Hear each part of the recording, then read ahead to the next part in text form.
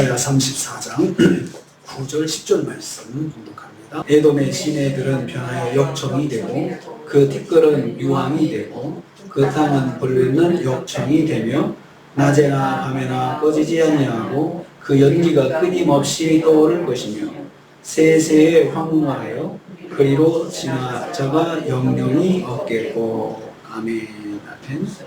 오늘 말씀은 여호와의 종말론적인 심판의 날에 에돔의 땅이 받을 심판에 대해서 말씀하는 것을 내용으로 하고 있습니다.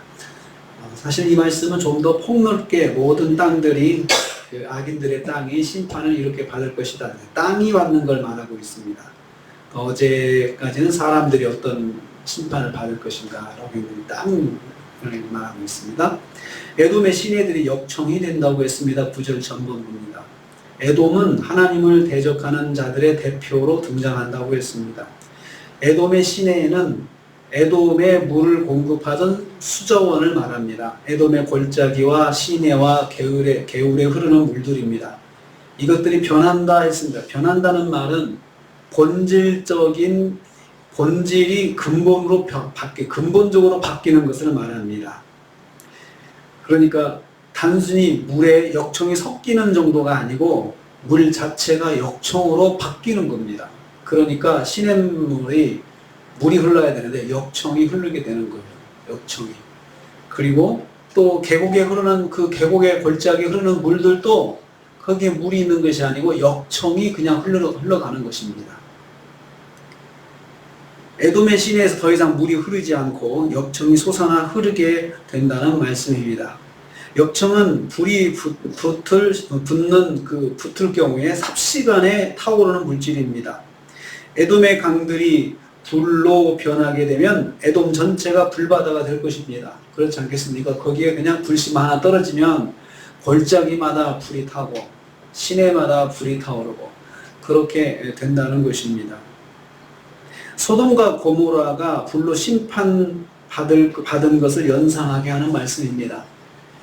그러니까 이제는 그 땅에, 에돔 땅에 강이란 강, 시내와 시내, 골짜기마다 그냥 역청이 막 흘러가니까 그 다음에 이제 2차, 3차적인 피해가 오겠죠. 사람의 먹을 물이 없습니다. 그 다음에 산짐승, 들짐승들, 그리고 목축을 위해서 필요한 그 계곡의 물을 마시게 해야 되는데 거기에서 마실 물이 없게 되니까 2차, 3차적으로 어떻게 되겠습니까? 첫째는 사람이 물을 구할 수 없게 되고 동물들, 그 다음에 농사 지을 때 물을 공급할 수 없는 그런 환경이 되는 거죠. 2차, 3차적으로 피해가 막심하게 될 것입니다. 강이 역청에 불이 흐르는 강이 되어 에돔이 혹독한 환경의 심판을 받을 것을 말합니다. 그러니까 진짜 한번 상상을 해보면 도저히 사람이 살 수 없는 것입니다. 두 번째 9절 후반부에 땅에 유황가루가 날릴 것이다 라고 했습니다. 티끌은 유황이 되고 티끌은 땅 위에 있는 먼지들을 말합니다. 먼지들은 땅에서 나온 흙먼지입니다. 땅바닥에서 나온 흙먼지가 이제 가벼우니까 바람에 날리게 되겠죠. 입자가 미세하고 가벼워서 바람에 날리게 됩니다. 바람에 날리는 흙가루가 바로 유황가루라는 것입니다. 공기 중에 유황 성분이 날아다니는 것입니다. 그러면 사람들은 유황가루를 마시게 되고 치명적인 피해를 입게 될 것이죠. 그러니까 우리가 황사현상 나오면은 마스크를 쓰고 다니면서 그냥 그 가루가 목에 들어가면은 상하게 되니까 몸을 또 상하게 만드니까 조심하잖아요. 그런데 그냥 유황가루가 날아다니는 거예요. 유황가루가. 그러면 그냥 가루만 날아다니겠습니까? 그 냄새는 또 어떻게 하겠습니까? 유황의 냄새.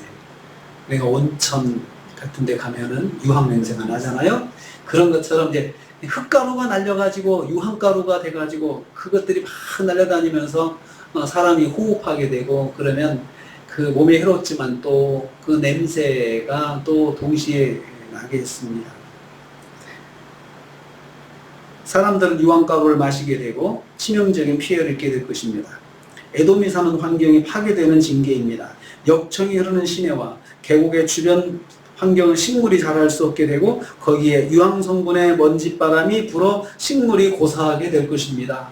그것들이 또 식물이 내려가면 또 떨어지면 그것들이 쌓여가지고 유황 성분이 식물을 또 상하게 만들고, 또 사람은 사람대로 제대로 숨을 쉴 수 없는 환경이 되고, 그렇게 되겠습니다. 맑은 공기가 없는 그런 환경입니다. 에돔 전역이 동식물이 성장할 수 없는 끔찍한 환경이 될 것입니다. 무엇 때문에 이런 일이 일어납니까? 사람의 범죄 때문에. 땅도 심판을 받고, 환경도 심판을 받고, 그 사람과 관계된 모든 것들이 주변 사람들과 그 다음에 땅과 환경까지도 하나님이 다 심판하신다는 것입니다. 그래서 한 사람이 믿음으로 바로 서는 것은 마찬가지의 효과가 나는 것이죠. 주변 사람들이 복을 받게 되는 것이고, 한 사람의 죄악 가운데 하나님 불순종하면 그가 밟는 땅도 환경도 함께하는 사람들도 다 심판을 받는다고 우리가 이사야에서 지금 묵상을 하고 있습니다. 세 번째로 그 땅은 불붙는 역청이 될 것이다 라고 했습니다. 10절 말씀입니다. 그 땅은 에돔 땅을 말합니다. 에돔은 하나님께 불순종하는 민족의 대표라고 했습니다. 땅은 사람이 발을 딛고 사는 곳입니다.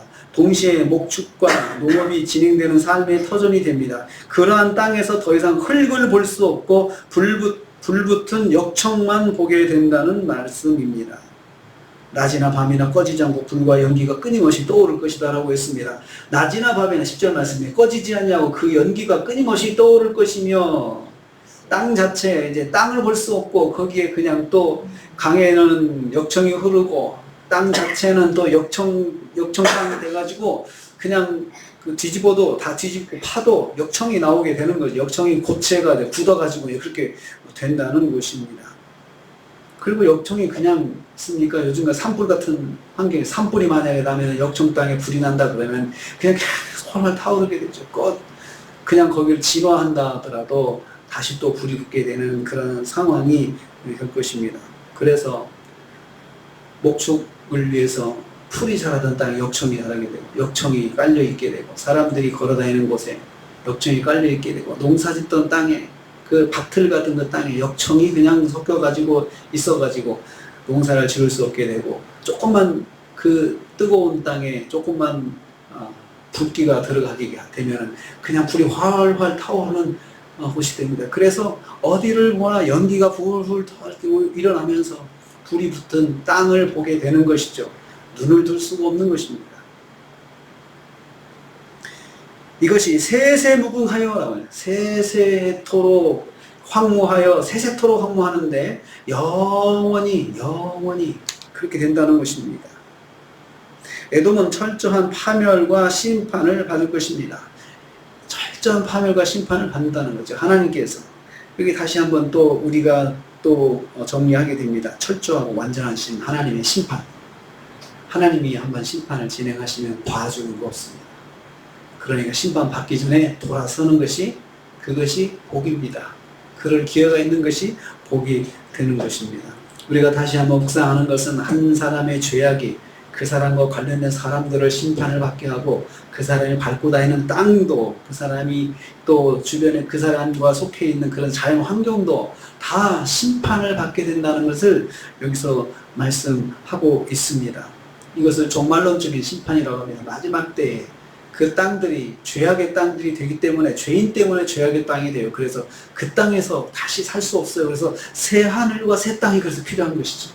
새 하늘과 새 땅을 통해서 하나님께서 구원받은 하나님의 백성들이 그것에서 영원히 살 수 있게 하나님께서 만들어 주신다고 성경은 말씀하고 있습니다. 그 땅은 불붙는 역청이 되고 무서운 말씀입니다. 무서운 말씀입니다. 마지막 심판 때는 그렇게 하나님께서 철저하게 심판하신다는 것입니다. 그렇기 때문에 오늘 우리는 두 가지 사실을 한번 깨닫고 결심합니다. 내가 믿음으로 바로 서면 내 주변도 내 환경도 하나님께서 복을 주시는구나. 그렇지만 한 사람의 죄인이 그곳에 불순종하고 하나님께 대적하고 끝까지 믿음 불신앙으로 살게 되면 그 사람도, 그 사람과 관계된 사람도, 그 사람이 가지고 있는 환경도, 그 사람이 밟고 다니는 땅도 다 그 사람으로 인해 저주를 받게 되는 것이구나 라는 것을 깨닫게 됩니다. 그래서 우리가 오늘 아침에 이 새벽에 주님께 나서 기도하는 것, 우리 한 개인의 기도의 역사가 아니고 우리 주변의 사람들, 우리 환경, 또 우리 함께하는 사람들을 살리는 그러한 믿음의 발걸음이다. 믿음의 기도다. 그러한 축복의 시간이다라는 사실을 꼭 기억하시고 사명으로 기도하시고 사명으로 믿음 가운데 선한 영향력을 미치는 우리 권사님도 되시고 우리 성도님도 되시기를 주님 이름으로 축복합니다. 주님 감사합니다.